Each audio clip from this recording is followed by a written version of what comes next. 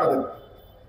আমি শুধু এটুকুই বলবো যে ধানের শীষের মার্কা নিয়ে যিনি আসবেন, এটা বিএনপি অধ্যুষিত অঞ্চল, আপনারা সবাই আল্লাহর ওয়াস্তে বিএনপিকে সমর্থন করেন, কারো খায়া না, এখানে না খায়া মানুষ বিএনপিকে সমর্থন করে, তাই না? যারাই আসবেন আপনারা তাদের পক্ষে থাকবেন, এটাই স্বাভাবিক। আর আল্লাহ বলছেন মা কানা মুহাম্মাদুন আবা আহাদিন মিন রিজালিকুম ওয়ালাকিন রাসূলুল্লাহি ওয়া খাতামান নবিয়্যিন। আমার নবী শেষ নবী, আমার রাসূলই শেষ রাসূল। এখন আপনি নামাজ পড়তে হলে আমাদের মসজিদে নামাজ পড়তে হবে। আপনি কাদিয়ানীর মসজিদে নামাজ পড়লে আপনি মুসলমান হতে পারবেন না। নেতা নির্ধারণ করতে হলে আপনাকে বিবেচনা করতে হবে। আপনার ভাগ্যের উন্নতি করতে হলে আপনাকে বিবেচনা করতে হবে। আপনার ভালো রাস্তাঘাট, হসপিটাল, কলেজ, ভবিষ্যতের চিন্তা করলে আপনাকে এগুলো চিন্তা করতে হবে। যে কিছু সুযোগ সুবিধা আছে, কিছু লোকের সাথে থাকবে, তাহলে মেজরিটি বেশিরভাগ লোকের কোনো উপকার কোনো হবে না, দেশের কোনো উপকার হবে না। তারেক রহমান সাহেব বলেছেন যাকেই নমিনেশন দেওয়া হবে সেই নির্বাচন করবে, আমরা তার সাথে সম্পূর্ণ একমত। আমিও আমাকে যদি নমিনেশন দেওয়া না হয়, আমি ওই কাফেলায় শরীক থেকে ধানের শীষের আমাদের যে মার্কা একদৃষ্ট হওয়ার জন্য আমিও কাজ করে যাব, কোনো সন্দেহ নাই। 2018 সালে যখন ম্যাডাম আপনারা জানেন সিলেটে আসছিলেন, বেগম খালেদা জিয়া আসেন নাই, আসছিলেন, তখন আওয়ামী লীগ সার্কিট হাউস ঘেরাও দিয়ে রেখে দিয়েছিল, সার্কিট হাউসে ঢুকা যায় না। তখন বিএনপি নেতা আমাকে ফোন করে বললেন জামান সার্কিট হাউসে তো ম্যাডামকে ঢুকানো যাচ্ছে না, কিছু একটা করো, মান সম্মান থাকবে না। তখন 2 থেকে 3 হাজার ছেলে নিয়ে আওয়ামী লীগকে চ্যালেঞ্জ দিয়েছিলাম। আর এই অঞ্চলের প্রচুর নেতা কর্মী আমাদের সাথে রাজনীতি করে, তাদেরকে নিয়ে চ্যালেঞ্জ দিয়েছিলাম 2018 সালে আওয়ামী লীগকে যে 45 মিনিট তোমাদের হাতে 45 মিনিট সময়, 45 মিনিটের মধ্যে যদি শহর খালি করে না দাও তাহলে রক্তের গঙ্গা বহিয়ে দিব।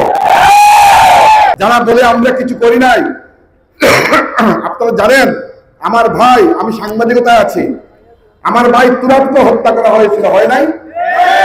তুরাবের লাশ ছিনিয়ে নিতে আসছিল পুলিশ, আমরা দাঁড়িয়ে গেছিলাম। আজকের যে রেজারুবেল সবাইরা যারা আছে সিলেট থেকে আসছে সাংবাদিক, সবাই আমরা দাঁড়িয়েছিলাম যে লাশ নিতে পারবে না, আমাদেরকে গুলি করে নিতে হবে। তুরাবের লাশ নিতে দেয় নাই, আমরা নিতে দেয় নাই, আমরা পুলিশকে প্রতিরোধের দেওয়াল তুলে পুলিশকে বিতাড়িত করেছিলাম।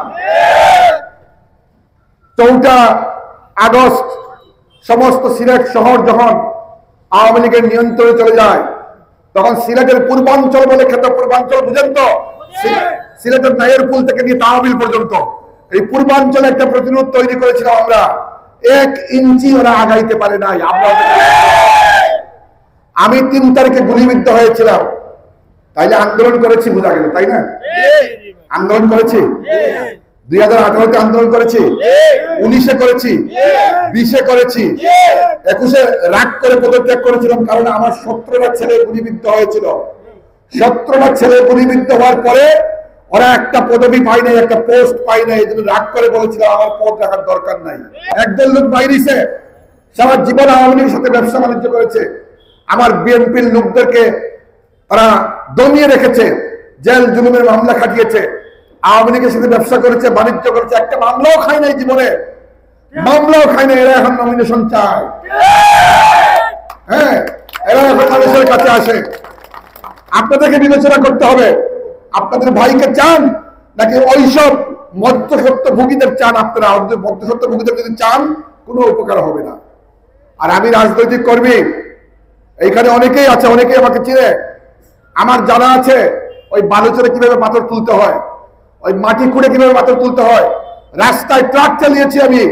ট্রাক শ্রমিক যারা আছে তারা জানে এই লাইনে আমার অনেকগুলো গাড়ি ছিল, তা আমি জানি এখানকার মানুষের সুবিধা অসুবিধা। যারা আজকে আমাদেরকে ভাড়াটিয়া বলে, তারা কি জানে এখানে প্রত্যেকটা দুঃসময়ে, বিপ্লবে সবসময় আমরা এখানকার মানুষের পাশে ছিলাম। তাহলে তোমার যদি এতই যদি হ্যাটন, তাহলে দেখাও কয়টা মামলা তুমি খেয়েছো। আমি 74টা মামলা দিয়ে এখনো আমার উপরে 26টা মামলা বলবৎ আছে এখনো। তাহলে কোথায় মামলা, কোথায়? আর ছবিগুলা কিসের বাসে?